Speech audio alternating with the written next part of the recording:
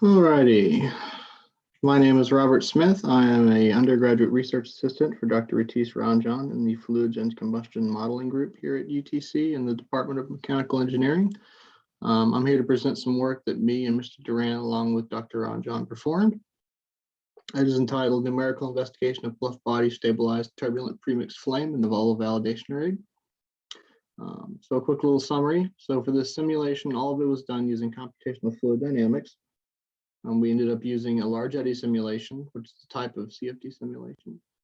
In this model, we simulated, pardon me, stabilized turbulent premixed propane air combustion. We did this for the Volvo validation rig, which is an extremely popular model used in aerospace and is also very relevant to propulsion, obviously. We did this study using an in-house version of the open foam software that we call UTC foam. There are some minute differences between it and the open source version of open foam. However, they are quite minute.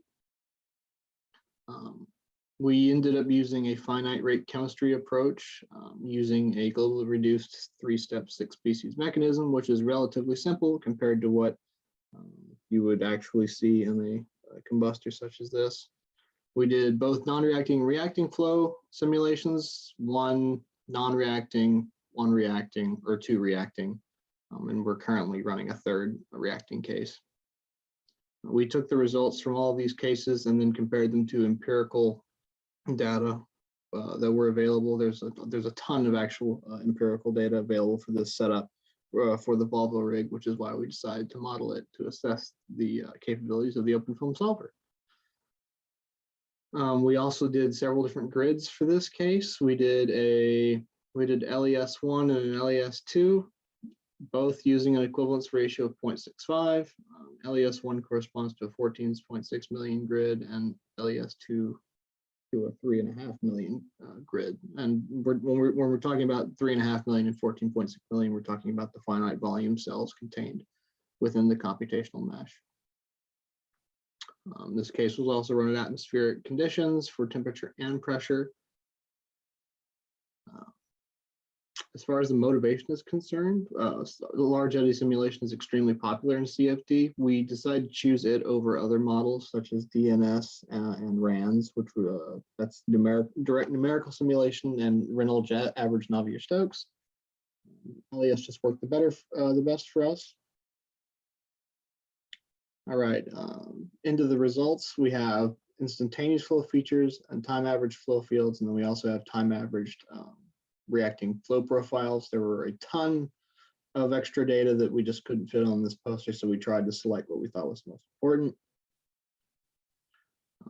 As you can see, we have some key criterion plots here for both non-reacting and reacting. As you can tell, the non-reacting cases actually has a much more dense flow field than the reacting. This is mostly due to the fact combustion causes obviously an increase in temperature, which causes a decrease in viscosity and therefore a decrease in the Reynolds number. We can also see presence of shear layer right behind the bluff body, which is the recirculation that you see as it recirculates and then travels downstream. For our time average flow field, we have velocity magnitude, fuel mass fraction in terms of propane, temperature, and then we also have a plot of Q dot, which is heat release rate, and that's in watts per meter squared, as you can see. So you would expect to see all these plots. They actually look incredibly good. Very, very good given the case or the setup that we were using with a pretty baseline chemical mechanism. Of course, you can see we have shear layers on both sides of the bluff body where yellow meets blue, and then of course it begins to equilibrate farther downstream. Here for our propane mass fraction, you can see that we have propane everywhere where it's red. That's because the walls were kept cold at 288 Kelvin, therefore no combustion, therefore plenty of propane. If you come over here to this Q dot really quick, you can see that the flame exists within the shear layers, only within the shear layers. So that explains the lack of propane here in the center. It also, the temperature actually shows an inverse in terms of color, which you would expect. So we have low temperature, no combustion. You have combustion starting at the shear layer, and anything behind it, you have high temperature. We also have some non-reacting time average reacting flow profiles. Now, these were all taken at various downstream locations. And in other words, they were taken at different normalized X locations, and these are slices in the Y. So we'd go down to X over H equals 1.525, and then we would take a slice in the Y. So this is what those are. We did other ones where we did center line behind the bluff body all the way down in the X, but those weren't nearly as important as these. As you can see, the profiles match very well. Of course, LAS1 is the fine grid, LAS2 is the coarse, and then the scatter plot is our empirical data. For most of these, the profiles match very well. This one actually matches incredibly well. And as you can see, the trend seems to be that LAS2 does not give us an accurate representation as far as the LAS1 does. And LAS1 isn't perfect, but it does give us a better representation. For these, we have normalized temperature. As you can see, the temperature profiles massively overpredict for both, actually.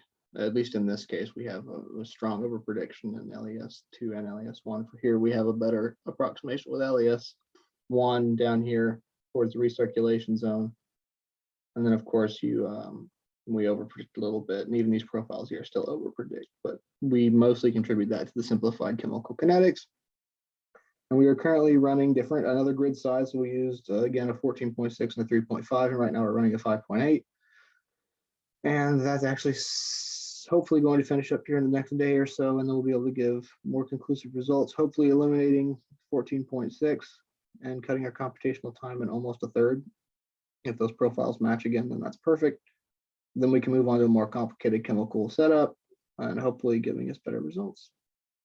We would like to thank the Sim Center for providing our computational resources, and we would also like to acknowledge our support from the CEAS grant for this project. Thank you very much.